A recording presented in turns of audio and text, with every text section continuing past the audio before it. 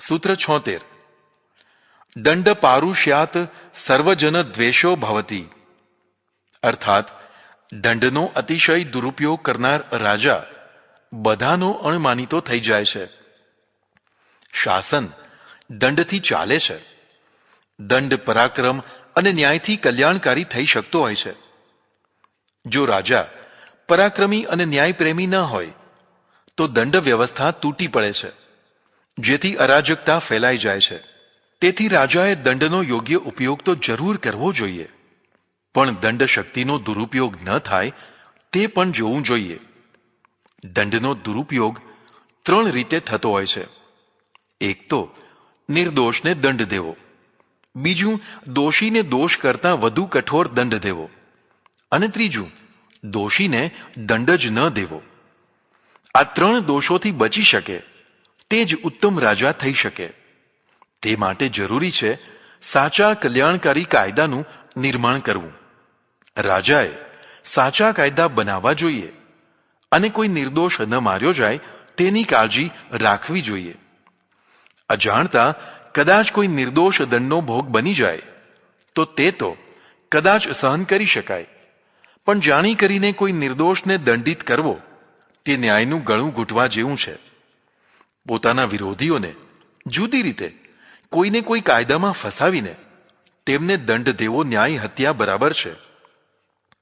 ન્યાય હત્યાથી રાજહત્યા થઈ શકતી હોય છે. વારંવાર અન્યાયનો શિકાર થતી પ્રજામાંથી કોઈ પરાક્રમી વ્યક્તિ બદલો લેવા ઊભી થઈ જતી હોય છે, જેના પરિણામે રાજહત્યા પણ થઈ શકે છે. સૌરાષ્ટ્રના કેટલાક બહારવટિયાઓ આવી રીતે જ રાજશત્રુ થયેલા. એટલે દંડ વ્યવસ્થા એવી સચોટ હોવી જોઈએ કે કોઈ નિર્દોષ માર્યો ન જાય. બીજી કક્ષામાં અપરાધીને તેના અપરાધ કરતાં ઘણી વધારે સજા આપવી તે છે. કેટલાક મજહબી રાજાઓએ નાના નાના અપરાધોમાં પણ અપરાધીને ફાંસીએ લટકાવી દીધા હતા. આવી રીતે અત્યંત કઠોર દંડથી રાજાના પ્રત્યે પ્રજામાં ધિક્કાર ભાવ જાગે છે. રાજામાં દંડની સાથે ક્ષમા ભાવના પણ હોવી જોઈએ. નાના અને અકસ્માત થઈ ગયેલ અપરાધો પ્રત્યે ક્ષમાવૃત્તિ રાખવી જોઈએ. ત્રીજી વસ્તુ છે ખરા અપરાધીઓ નિર્દોષ છૂટી જાય તે પણ દંડ દોષ છે. ખૂંખાર આતંકવાદીઓ કે બીજા અપરાધીઓ જો નિર્દોષ છૂટ્યા કરશે તો અપરાધો વધી જશે, ગુંડારાજ થઈ જશે, પ્રજા સુરક્ષિત નહીં રહે. તેથી પ્રજા દુઃખી થશે. એટલે રાજાએ યથાયોગ્ય દંડનો ઉપયોગ કરવો એ જ સુરાજ્યનું મૂળ છે. સૂત્ર 77 અર્થતોષિણમ શ્રેય પરિત્યજ્યતિ. ધનના સંતોષી રાજાને લક્ષ્મી ત્યાગી દેતી હોય છે. નીતિકારનું કહેવું છે અસંતુષ્ટા દ્વિજાહ નષ્ટા સંતુષ્ટાશ્ચ મહિર્ભૃતાઃ. અર્થાત અસંતોષ રાખનાર બ્રાહ્મણોનો નાશ થાય છે અને સંતોષી રાજાઓનો સંતોષથી નાશ થાય છે. બ્રાહ્મણ એટલે ત્યાગ પ્રધાન જીવન જીવનારો વર્ગ. સમાજમાં એક એવો વર્ગ હોય કે જેને અર્થ કે કામની મહત્વકાંક્ષા હોતી નથી. તે યથાલાભ સંતુષ્ટ જીવન જીવતો હોય છે. તેના કારણે તે દરિદ્ર તો રહેતો હોય છે, પણ સાથે સાથે પ્રજાનો પૂજ્ય પણ બનતો હોય છે. આવો વર્ગ પહેલા બ્રાહ્મણ હતો. હવે આ વર્ગમાં સાધુઓ આવી શકે.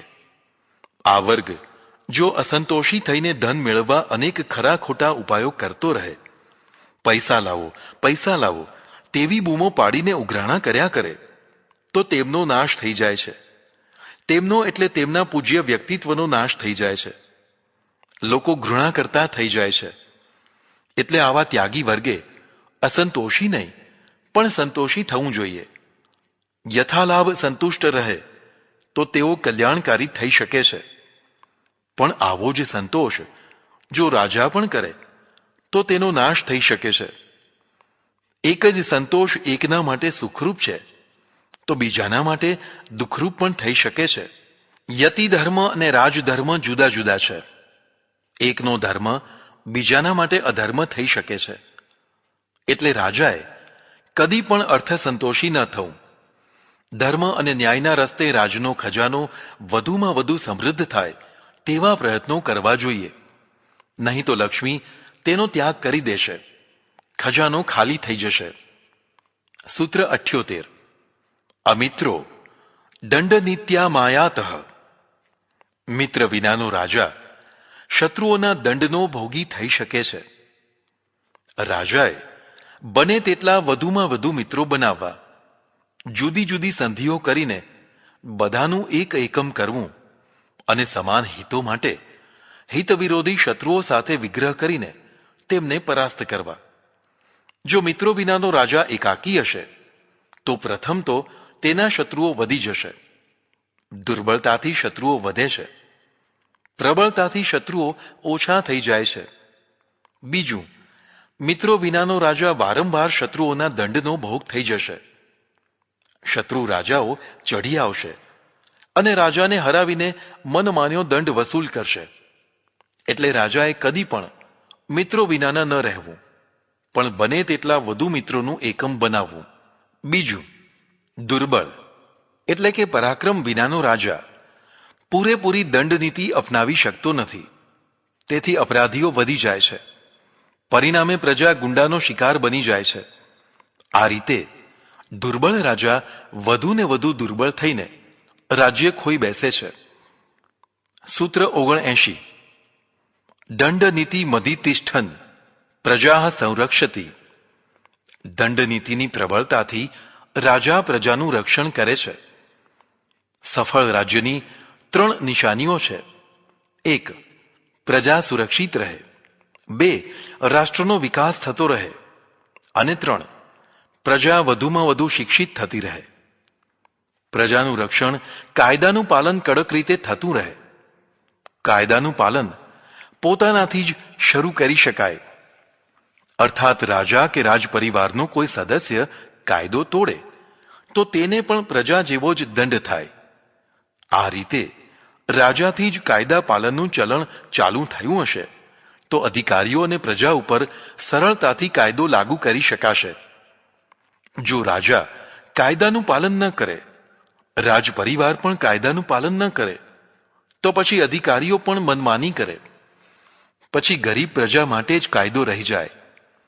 પ્રજા તો પ્રથમથી જ ગરીબ છે. તે તો ખાસ અપરાધ કરતી નથી હોતી. ખરા અપરાધીઓ કાયદાને ઠેંગો બતાવે તો કાયદાનું શાસન ન રહી શકે. એટલે રાજાએ કાયદાની બાબતમાં પોતે અને પોતાના પરિવાર પ્રત્યે કઠોર રહેવું જોઈએ. રાજા બીજું કાંઈ ન કરે, માત્ર કાયદાનું પાલન કરાવે તો પણ પ્રજા માટે આશીર્વાદરૂપ બની શકે. પણ જો રાજાએ પ્રજાનું વધુ કલ્યાણ કરવું હોય તો તેણે હંમેશા વિકાસની યોજના બનાવતા રહેવું જોઈએ. રાજ્યના રસ્તા બનાવવા, ચોખ્ખા પાણીની વ્યવસ્થા કરવી, શિક્ષણ વધારવું, આરોગ્યની વ્યવસ્થા વધારવી વગેરે લોકોપયોગી યોજનાઓ બનાવવી અને રાજ્યને સમૃદ્ધ બનાવતા રહેવું. વિકાસનો કદી અંત નથી હોતો. આ એક સતત પ્રક્રિયા છે. જેમ જેમ રાષ્ટ્ર વધુને વધુ વિકસિત થતું જાય તેમ તેમ પ્રજાનો જીવન સ્તર ઉન્નત થતો જાય. આ મહાન રાજાનું કર્તવ્ય છે. ત્રીજી વસ્તુ, વિકાસનું મૂળ શિક્ષણ છે. શિક્ષણ અને અર્થનો યોગ થાય તો જ વિકાસ થઈ શકે. એટલે રાજાએ શિક્ષણ ફરજિયાત કરવું, ઉચ્ચ શિક્ષણ માટે શિષ્યવૃત્તિ અને બીજી સગવડો વધારવી જેથી રાજ્ય પ્રતિભાશાળી થઈ શકે. સૂત્ર 80. દંડ સંપદા યોજ્યતી. દંડથી સંપત્તિની પ્રાપ્તિ થાય છે. પ્રથમ તો જાગ્રત દંડની વ્યવસ્થાથી પ્રાપ્ત સંપત્તિનું રક્ષણ થાય છે.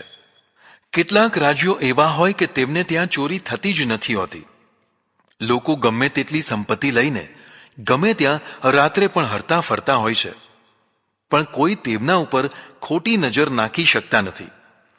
આવી જ રીતે કોઈની બહેન દીકરી ઉપર પણ કોઈ નજર નાખી શકતા નથી. આ રાજાના જાગ્રત દંડની નિશાની છે. આખી દુનિયા ભલે ઊંઘે પણ દંડ જાગતો રહેવો જોઈએ.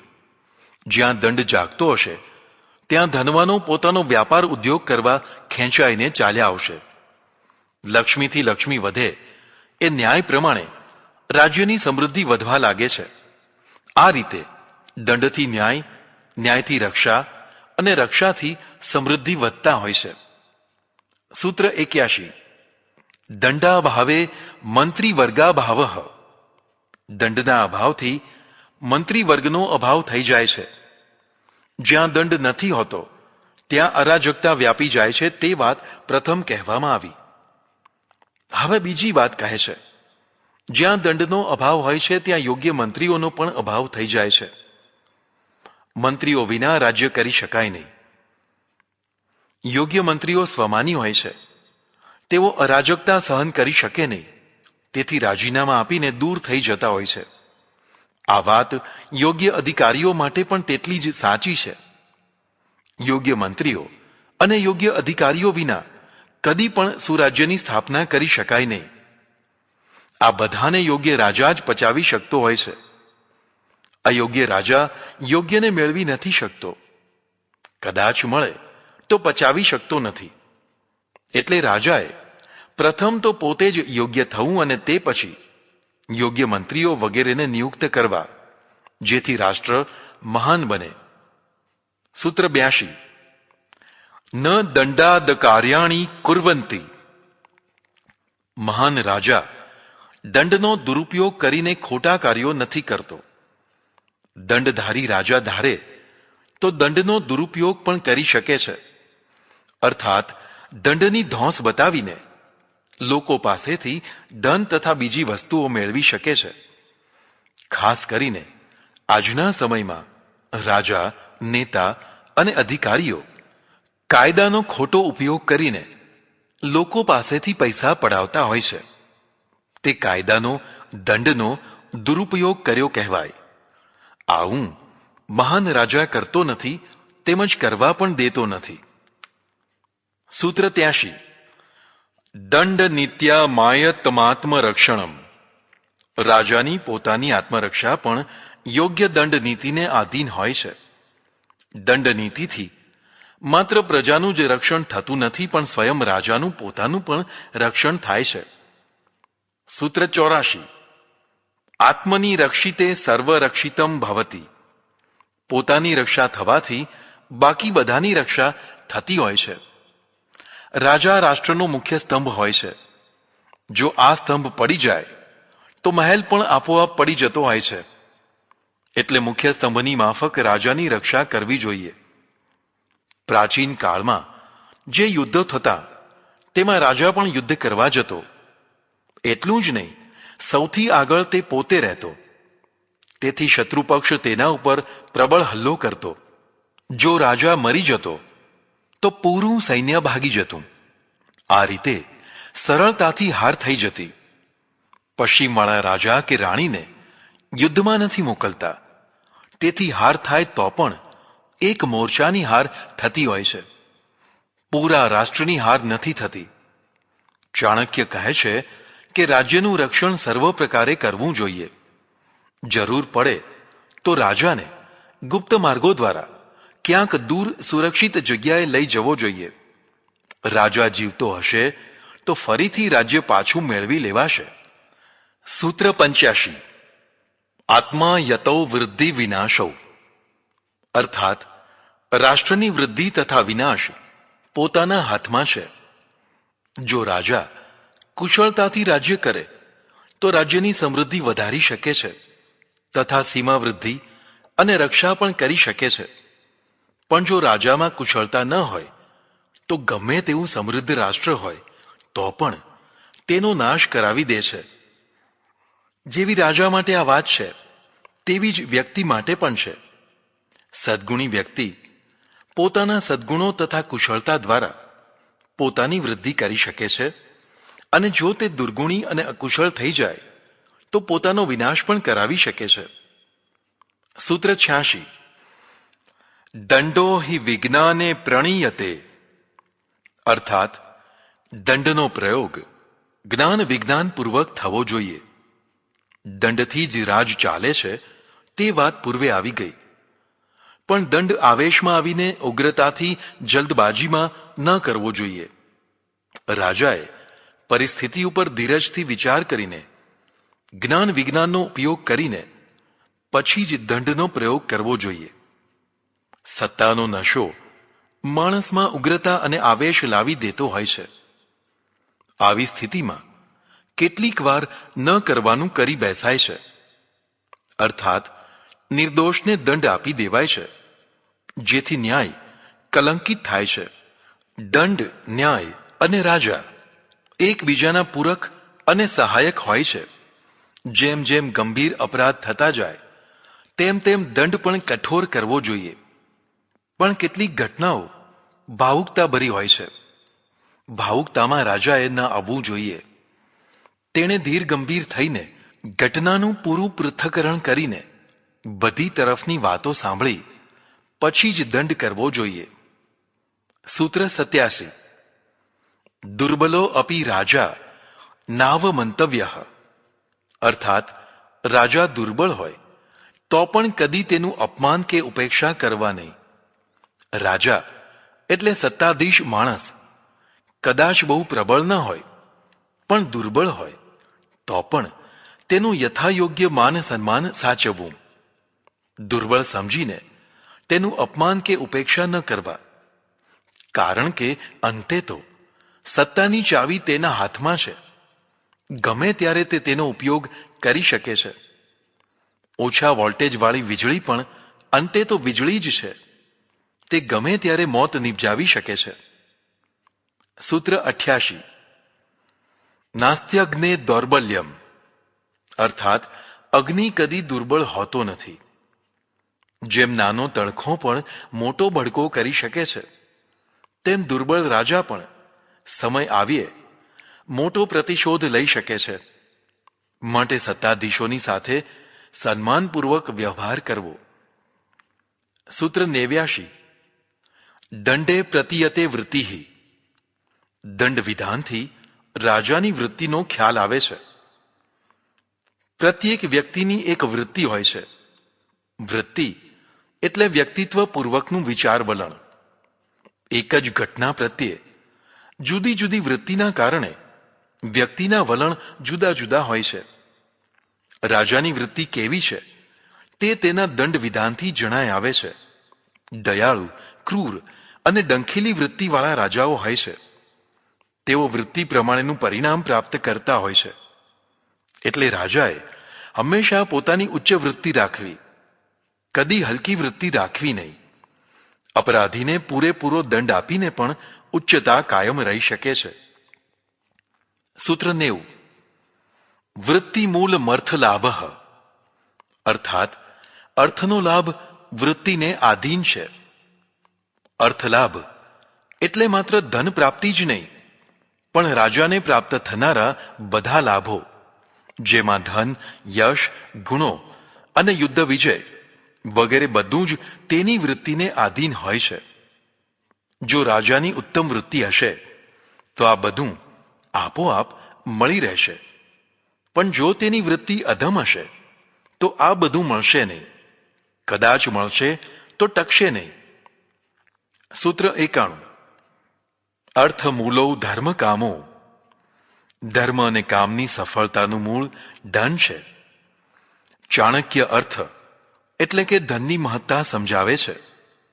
સંસારમાં પ્રાપ્ત કરવા યોગ્ય બે વસ્તુઓ છે, એક ધર્મ અને બીજું કામ. ધર્મ એટલે નીતિમત્તા ભર્યું જીવન જ માત્ર નહીં. નીતિમત્તા ભર્યા જીવનની સાથે ઉદાર પ્રવૃત્તિઓ પણ હોવી જોઈએ, જેમાં દાન મુખ્ય છે. શિક્ષણ, આરોગ્ય અને માનવતાલક્ષી દાન ધન વિના થઈ શકે નહીં. માટે ધનની પ્રાપ્તિ જીવનની સફળતા માટે જરૂરી છે. ચાણક્ય વ્યક્તિ કે રાજાને ધન ત્યાગી નથી બનાવતા. ધન એ જીવનની કરોડરજ્જુ છે. શક્તિ પ્રમાણે ધર્મપૂર્વક તેની પ્રાપ્તિ કરીને તેનો સદુપયોગ કરવાથી જીવન સફળ થાય છે. આવી જ રીતે કામ એટલે કે વિષય વાસનાની પ્રાપ્તિ અને તૃપ્તિમાં પણ ધન મહત્વનો ભાગ ભજવે છે. દરિદ્ર માણસો પ્રથમ તો કામ પ્રાપ્ત કરી શકતા નથી અને કદાચ કરે તો તૃપ્તિ મેળવી શકતા નથી. કામ જીવનનો મૂલાધાર છે. કામથી જ જીવન પેદા થાય છે. કામથી જીવન ફળે ફૂલે છે. કામ માટે વ્યક્તિ મોટા મોટા સાહસો કરે છે અને કામ તૃપ્તિથી જીવનની તૃપ્તિ અનુભવાય છે. ધનની માફક કામનો પણ ત્યાગ કરવાનું ચાણક્ય નથી સૂચવતા. ધર્મ પ્રમાણે કામની પ્રાપ્તિ બધા માણસોને થવી જોઈએ, પણ ખોટી સમાજ વ્યવસ્થાથી ઘણા નર નારીઓ કામ પ્રાપ્તિ વિનાના જ રહી જતા હોય છે. જેને પ્રાપ્તિ જ ન હોય તેને તૃપ્તિનો તો પ્રશ્ન જ ક્યાંથી હોય? આવા અતૃપ્ત માણસો દુઃખી થઈને જીવન જીવતા હોય છે અને મરતા હોય છે. એટલે ચાણક્યનું કહેવું છે, જો તમારી પાસે ધન હશે તો તમને કન્યા મળશે અથવા વર મળશે, પણ જો તમે દરિદ્ર હશો તો ન કન્યા મળશે ન વર મળશે. માટે સંસાર સુખ મેળવવું હોય તો પણ ધનની તો જરૂર રહેવાની જ. એટલે ધર્મ અને નીતિપૂર્વક અર્થની પ્રાપ્તિ જરૂર કરવી. જીવનના બે મોટા પ્રોબ્લેમ છે, મની પ્રોબ્લેમ અને સેક્સ પ્રોબ્લેમ. આ બંને પ્રોબ્લેમને ઉકેલી શકાય તો વ્યક્તિ અને પ્રજા સુખી થાય. ધર્મ એવો હોવો જોઈએ કે જે આ બંને પ્રોબ્લેમને ઉકેલી શકે. રાજાએ સુરાજ્યની સ્થાપના માટે પ્રજાના આ બંને પ્રશ્નો ધર્મથી ઉકેલવા જોઈએ. સૂત્ર 92. અર્થમૂલમ કાર્યમ. કાર્યની સફળતાનો આધાર પણ ધન છે. જીવનમાં જે કાંઈ નાના મોટા કાર્યો થતા હોય છે અથવા કરવા પડતા હોય છે તેમાં ધન મહત્વનો ભાગ ભજવે છે. ધન વિના મોટા તો શું, નાના કાર્યો પણ કરી શકાતા નથી. માટે ન્યાય નીતિથી ધનનું ઉપાર્જન જરૂર કરવું. સૂત્ર 93. યદલ્બ પ્રયત્નાત કાર્ય સિદ્ધિર્ભવતી. અર્થાત ધનવાન વ્યક્તિના કાર્યો થોડા પ્રયત્નોથી પણ થઈ જતા હોય છે. જો તમારી પાસે ધન હશે તો ચારે તરફથી સહાયકો આવી મળશે. આ સહાયકો તમારા નાના મોટા કાર્યો હોંશે હોંશે કરી આપશે.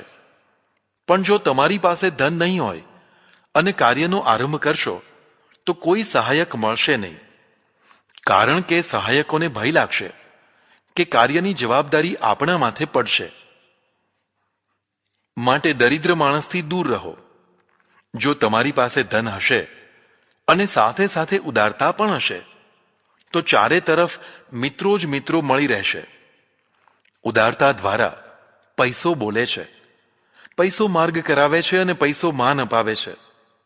માટે ધર્મપૂર્વકના ધનને ઉદારતાથી વાપરતા રહો તો તમારા કાર્યો આપોઆપ સફળ થતા રહેશે. સૂત્ર 94. ઉપાય પૂર્વ ન દુષ્કરમ સ્યાત. અર્થાત ઉપાય બરાબર કરવામાં આવે તો કોઈ કાર્ય દુષ્કર નથી. રાજાએ કર્મવાદી થવું જોઈએ. કર્મ પુરુષાર્થને આધીન હોય છે. પુરુષાર્થ પુરુષને આધીન હોય છે. પુરુષ પુરુષાર્થવાદી હોવો જોઈએ. પ્રારબ્ધવાદી કે નિયતિવાદી ન હોવો જોઈએ. જો લક્ષ્ય સારું અને સાચું હોય તથા ઉપાયો યોગ્ય હોય તો જરૂર તેને પ્રાપ્ત કરી શકાય છે. કદાચ એકાદ વાર નિષ્ફળતા મળે તો પણ નિરાશ કે હતાશ થયા વિના ફરી ફરીને ઉપાયોમાં સુધારો કરીને કાર્ય કરતા રહેવાથી કોઈને કોઈ દિવસ જરૂર સફળતા મળે છે. સૂત્ર 95. અનુપાય પૂર્વ કાર્ય કૃતમપી નશ્યતિ. ઉપાય વિનાનું કાર્ય કરવા છતાં નાશ પામે છે. સાચા ઉપાય કર્યા વિના કદાચ કોઈ કાર્ય પાર પડી પણ જાય તો પણ તેનું ફળ લાંબો સમય રહેતું નથી. કારણ કે તે શ્રમ વિના લક્ષ્ય વિના મળી ગયું હોય છે. પ્રાપ્ત કરતાને તેની કદર કે મહત્તા હોતી નથી. તેથી તે જાળવણી કરી શકતો નથી. સૂત્ર 96. કાર્યાર્થિનામુપાય એવ સહાય. અર્થાત જે કાર્યાર્થી હોય તેના માટે ઉપાયો કરવા એ જ મોટો સહાયક છે. જે લોકોને અમુક કાર્ય કરવું જ હોય છે, કાર્ય એ જ તેનું જીવન છે, તેના માટે સતત ઉપાયો કરતા રહેવા એ જ જીવન બની જાય છે. કાર્યના આધારે વ્યક્તિની ઉચ્ચતા, નિમ્નતા કે અધમતાનું માપ નીકળતું હોય છે. જે લોકો ઉત્તમ કાર્યો કરે છે તે મહાન છે. મોટા કાર્યો કર્યા વિના કોઈ મહાન ન થઈ શકે. પણ માનો કે કોઈ પ્રજા મોટા કાર્યો કર્યા વિના જ કોઈને મહાન માની લે તો સમજવું કે પ્રજા આંધળી છે અને કૂવામાં પડવાની છે. કુશળ અને મહાન રાજા પ્રજાને પણ મહાન બનાવે છે, જેથી તે મહત્તાને ઓળખી અને પૂજી શકે. એટલે જે મહાન કાર્યો કરનારા છે તે સતત પુરુષાર્થ કરનારા પણ હોય છે. રાજા અને પ્રજા બંને પુરુષાર્થવાદી હોય તો બહુ ઝડપથી રાજ્ય સમૃદ્ધ થતું હોય છે. સૂત્ર 97. કાર્ય પુરુષ કારેણ લક્ષ્યમ સંપદ્યતે. અર્થાત કાર્ય કરતા રહેવાથી લક્ષ્યની પ્રાપ્તિ થાય છે. રાજા તથા પ્રજા બંનેનું કોઈ લક્ષ્ય હોવું જોઈએ. જો લક્ષ્ય જ ન હોય તો રાજા અને પ્રજા આળસુ કે પ્રમાદી થઈ જશે. વળી લક્ષ્ય કાલ્પનિક ન હોવું જોઈએ. પરલોકલક્ષી લક્ષ્યો મોટા ભાગે કાલ્પનિક હોય છે.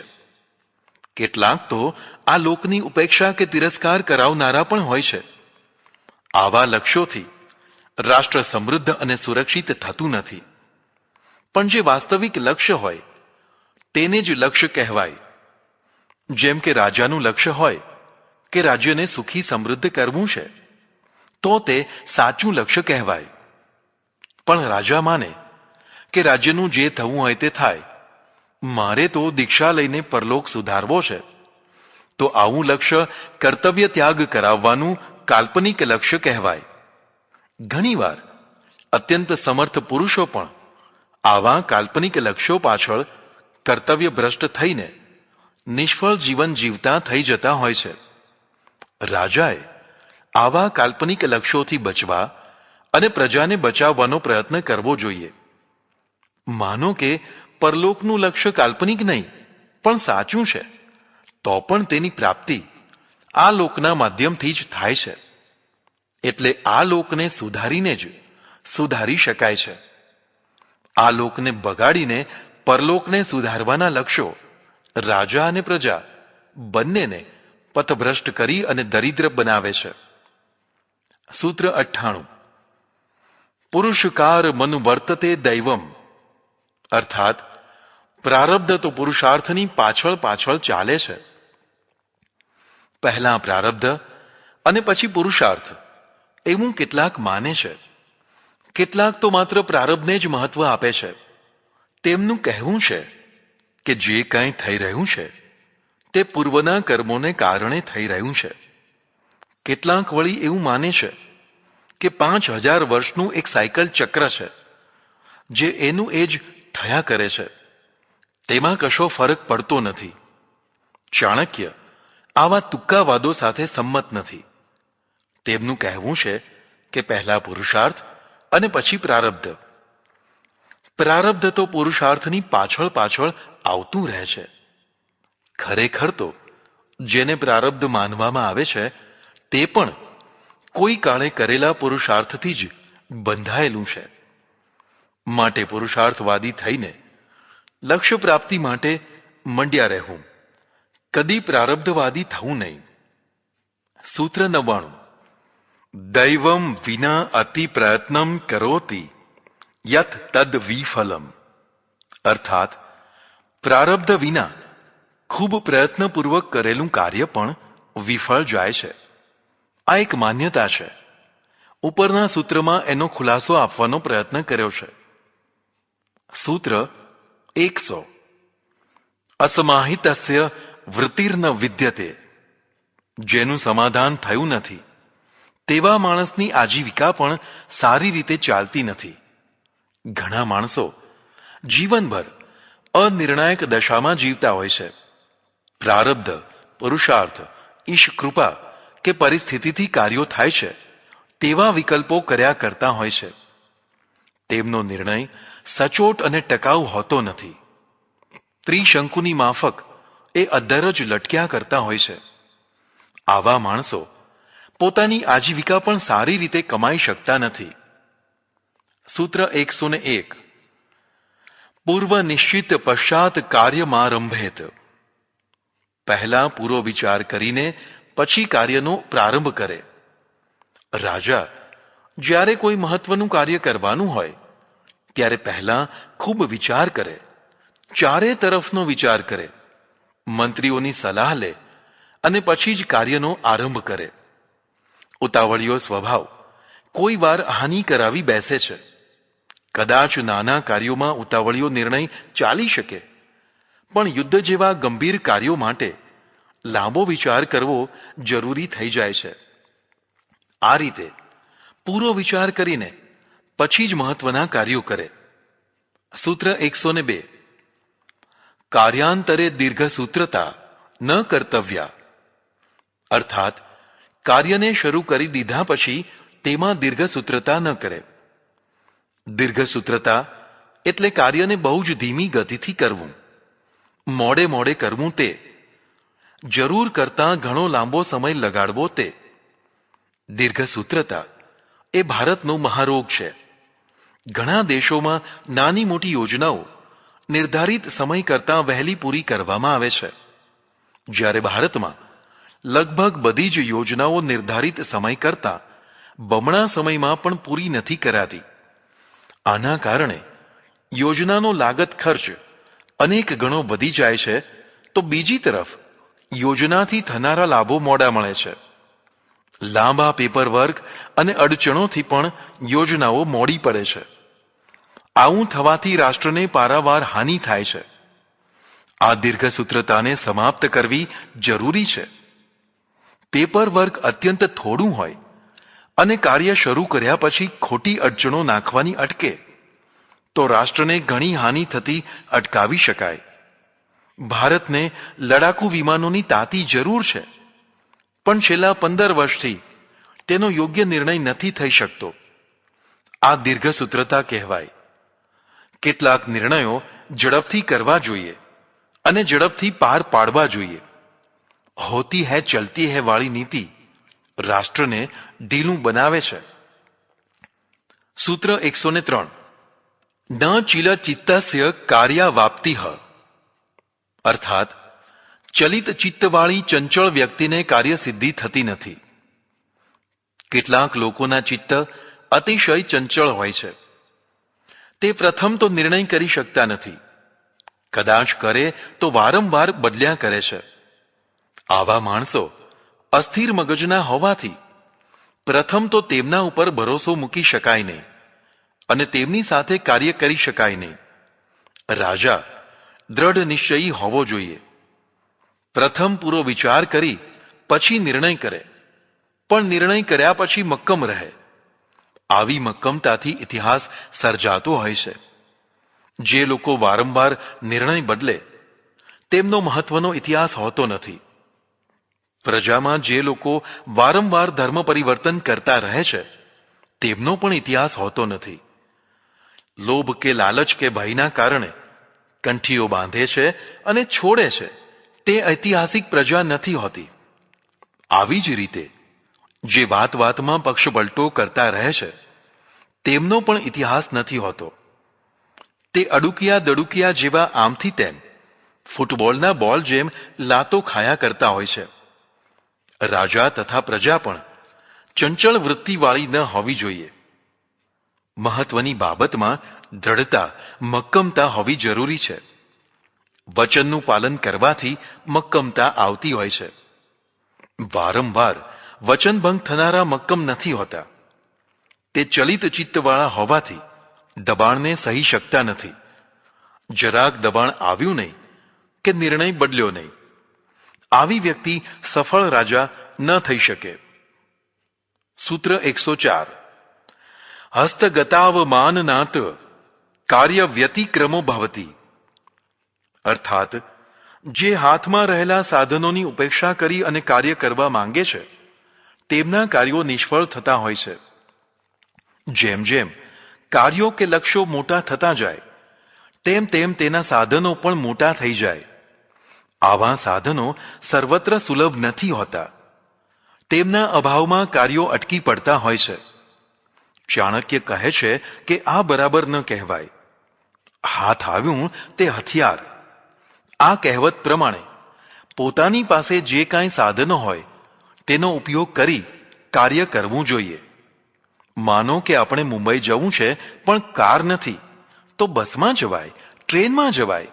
જે સમયે જે સાધન મળે તેનો ઉપયોગ કરીને પણ કાર્યસિદ્ધિ કરવી જોઈએ. આવું ન કરનારના કાર્યો સફળ થતા નથી. સૂત્ર 105. દોષ વર્જિતાની કાર્યાણી દુર્લભાની. અર્થાત કાર્યોમાં કોઈ દોષ જ ન હોય તેવું શક્ય નથી. એક બહુ જ મહત્વની ચર્ચા ચાણક્ય કરે છે. પ્રત્યેક કાર્યમાં કાંઈ ને કાંઈ દોષ તો રહેવાનો જ. સર્વથા દોષમુક્ત કોઈ કાર્ય નથી હોતું. એટલે રાજાએ નકારાત્મક વલણ ન રાખવું. જેમ કે આમ કરશું તો આ દોષ આવશે અને તેમ કરશું તો આ દોષ આવશે. આવા વિચારો ન કરવા, પણ કાર્યોમાં થનારી લાભની ટકાવારીને મહત્વ આપવું. જો ખેતી કરીશું તો ભેલાણ થશે, માટે ખેતી કરવી જ નથી તેવું ન વિચારાય. બને તેટલા દોષોને દૂર કરીને પણ સારા કામો કરવા જ જોઈએ. સૂત્ર 106. દુર્નું બંધમ કાર્ય નારંભેત. અર્થાત જે કાર્યો દુષ્ટ છે, જેના ફળ દુષ્ટ છે, તેવા કાર્યોનો આરંભ જ ન કરે. અંતે તો માણસો કાર્યોના જ પરિણામ ભોગવતા હોય છે. મૃત્યુ પછી પરલોકમાં ફળ મળે કે ન મળે, પણ લોકોને કરેલા કર્મોનો બદલો મોટા ભાગે અહીં જ મળતો હોય છે. એટલે રાજાએ ખોટા કર્મો કરવા નહીં. ખોટા કર્મોનો ભાવ બે રીતે કરવાનો છે. એક તો લોકનિંદા થાય તેવા કર્મો ન કરવા, અને બીજું વગર કારણે શત્રુઓ વધે તેવા કાર્યો ન કરવા. રાજા મહિમાવાન હોવો જોઈએ. મહિમા મહાન કાર્યોથી મળતી હોય છે. રાજાએ પ્રજાહિતના મહાન કાર્યો કરતા રહેવું. સાથે સાથે પાડોશી રાજાઓ કે બીજા રાજાઓ સાથે શત્રુતા વધે તેવા કાર્યો ન કરવા. સૂત્ર 107. કાલવિદ્ધ કાર્ય સાધયિત. અર્થાત જે સમયને પારખે છે તે કાર્યને સિદ્ધ કરી શકે છે. આપણે ત્યાં શુભ કાર્યો માટે મુહૂર્ત વગેરે જોવાય છે. ખરેખર તો તેવા મુહૂર્તોનો કોઈ સારો માઠો પ્રભાવ હોતો નથી. પણ ડાયા માણસે પ્રત્યેક મહાન કાર્ય માટે એક તક આવતી હોય છે, તે તકને પરખવી જોઈએ. તક જોઈને કે તક આવતા જ જે કાર્ય કરે તે સફળ થાય અને ધન્ય પણ થાય. માનો કે તમારે ખેતરમાં બી વાવવું છે. ઉત્તમ બી છે, ઉત્તમ જમીન છે, ઉત્તમ ખેડ વગેરે કરેલું છે, પણ ઉત્તમ સમય નથી. ખોટા સમયમાં બીજ વાવશો તો તે ઉગવાના નથી. તેની એક નિશ્ચિત તક કે સમય હોય છે. જો બરાબર તક પ્રમાણે બી વાવશો તો એ ખૂબ સારી રીતે ઉગી નીકળશે. આવું જ રાજકારણમાં તથા જીવનમાં પણ હોય છે. તક જોઈને કાર્ય કરવામાં આવે તો તે સફળ થઈને સારા પરિણામ આપતું હોય છે. આપણે ત્યાં 3 પ્રકારના જ્ઞાતા કહ્યા છે. એક તો શાસ્ત્રજ્ઞ, બીજું દેશજ્ઞ અને ત્રીજું કાલજ્ઞ. તે વિષયના શાસ્ત્રનું જ્ઞાન હોવું જોઈએ. શાસ્ત્ર નેત્ર છે, તેનાથી જ બધું દેખાય છે. એટલે વ્યક્તિ તજજ્ઞ હોવી જરૂરી છે. પણ માત્ર શાસ્ત્રજ્ઞ અધૂરો છે. તે દેશજ્ઞ પણ હોવો જોઈએ. પ્રત્યેક દેશની પરિસ્થિતિ અલગ અલગ હોય છે. દેશ પ્રમાણે વ્યવહાર કરવો જોઈએ. અંગ્રેજોએ વિશ્વ ઉપર રાજ્ય કર્યું, પણ પ્રત્યેક દેશની પરિસ્થિતિ પ્રમાણે ત્યાં કાયદો વ્યવસ્થા ગોઠવ્યા, જેથી તેમને ખાસ અડચણો આવી નહીં. પણ તેથી પણ વધુ મહત્વની વસ્તુ છે કાલને જાણવાની. શાસ્ત્ર તથા દેશનું જ્ઞાન હોય, પણ કાળનું પણ જ્ઞાન હોવું જોઈએ. યુદ્ધ કરવાની, સંધિ કરવાની તથા બીજા મહત્વના કાર્યો કરવાની તકો આવતી હોય છે. આવી તકોને જે ખોઈ બેસે તે સફળ રાજવી થઈ શકતો નથી. પાણીમાં ઉભેલો બગલો ગમે તેમ ચાંચો મારતો નથી, પણ તક મળતા જ ચાંચ મારે છે કે તરત જ તેના મોઢામાં માછલી આવી જાય છે. આવી જ રીતે સિંહણ ગમે તેમ શિકારની પાછળ પડતી નથી. તે તક શોધે છે, બને તેટલું નજીક પહોંચીને પછી ઝપાટો મારે છે, તો શિકારમાં સફળતા મળે છે. બગલો અને સિંહણ તક મેળવવા ધીરજ રાખે છે. રાજાએ ધીરજ રાખીને સમય વ્યતીત કરવો જોઈએ. જ્યારે તક મળે કે તરત જ કાર્ય કરવું જોઈએ. ઉતાવળ કે વિલંબ બંને ન કરવા જોઈએ. સૂત્ર 108. કાલાતિક્રમાત કાલ એવ ફલમ પીબતી. અર્થાત તકનું અતિક્રમણ કરવાથી તક પોતે જ ફળને પી જાય છે, અર્થાત ફળ ગુમાવી દે છે. જેમ હલવાઈ જ્યારે મોહનથાળ બનાવતો હોય છે ત્યારે ખરું ધ્યાન ચાસણી ઉપર આપે છે. બરાબર ચાસણીના તાર બંધાય કે તરત જ દળ પધરાવાય તો સુંદર મોહનથાળ થાય છે. પણ ચાસણીના તાર બંધાયા વિના જ દળ પધરાવવામાં આવે તો મોહનથાળ ઢીલો થઈ જાય છે. પણ જો તાર બંધાવા છતાં પણ દળ પધરાવવામાં ન આવે તો મોહનથાળ પથરા જેવો થઈ જાય છે. કુશળ રસોઈયાને ચાસણીનો તાર જોતા આવડવું જોઈએ. આવી જ રીતે રાજાને પણ તકનો તાર પારખતા આવડવું જોઈએ. તક પરખતા આવડે તે કાલજ્ઞ કહેવાય. કેટલીય તકો મળી, પણ જે મૂઢ થઈને બેસી રહે તે ઉત્તમ ફળોથી વંચિત રહી જતો હોય છે. સૂત્ર 109. ક્ષણમ પ્રતિ કાલ વિક્ષેપમ ન કુર્યાત સર્વકૃત્યેષુ. અર્થાત તક મળતા જ કાર્ય કરી લે, એક ક્ષણનો પણ વિલંબ ન કરે. પૂર્વમાં કહ્યું તે જ વાત છે. તક મળતાની સાથે જ કાર્ય કરી લેવું જોઈએ. એક ક્ષણ પણ મોડું કરાય તો નિશાન ચૂકી જવાય. સૂત્ર 110. દેશફલ વિભાગો જ્ઞાત્વા કાર્યમારંભેત. અર્થાત દેશ અને ફળનો પૂરો વિચાર કરીને પછી જ કાર્યનો આરંભ કરે. આ વાત પણ પૂર્વે આવી ગઈ છે. હિમાલયની યાત્રા શિયાળામાં ન કરાય, ઉનાળામાં જ કરાય. આવી જ રીતે ચોમાસામાં જ્યારે નદીઓ ભરપૂર હોય ત્યારે સંઘ ન કઢાય, તે શિયાળા કે ઉનાળામાં જ કઢાય. આ દેશનું જ્ઞાન છે. યુદ્ધ વગેરે આરંભો પણ દેશની દશા જોયા પછી જ કરાય. બીજી નવી વાત આ સૂત્રમાં લખી છે કે ફળનું પણ અનુસંધાન જરૂરી છે. થોડા ફળો માટે મોટો આરંભ ન કરાય, મોટા ફળ માટે જ મોટો આરંભ કરાય. ભારતના રજવાડા મોટા ભાગે ભાવુકતાના પ્રસંગોને લઈને લડતા રહ્યા, ખાસ કરીને સ્ત્રીઓ. માટે જ રામાયણ મહાભારત સ્ત્રીઓના કારણે જ યુદ્ધરત થયા છે. બીજી તરફ અંગ્રેજો સ્ત્રીઓ માટે લડ્યા નથી. તેમની લડાઈ ભાવુકતાની નહીં પણ સમજણની રહી છે. તેથી ધીરજ રાખી અને પૂરી તૈયારી કર્યા પછી યુદ્ધ કરતા રહ્યા છે. ભાવુકતા અને તેમાં પણ તીવ્ર ભાવુકતામાં ધીરજ નથી હોતી. એટલે પૂરી તૈયારી વિના કે અધૂરી તૈયારીથી યુદ્ધ થઈ જતું હોય છે. તણખલાના અગ્નિની માફક મોટો ભડકો થઈને તરત જ અગ્નિ બુઝાઈ જતો હોય છે. રાજાએ આવું ન કરવું. દેશની સાથે કુળનો પણ વિચાર કરવો જરૂરી છે. ઘણીવાર ખોદ્યો ડુંગર અને મેળવ્યો ઉંદર એવું ન થાય. એક ઉંદર માટે આખો ડુંગર ખોદવો હિતાવહ નથી. બીજું, ચાણક્ય ફળત્યાગની વાત કરતા નથી.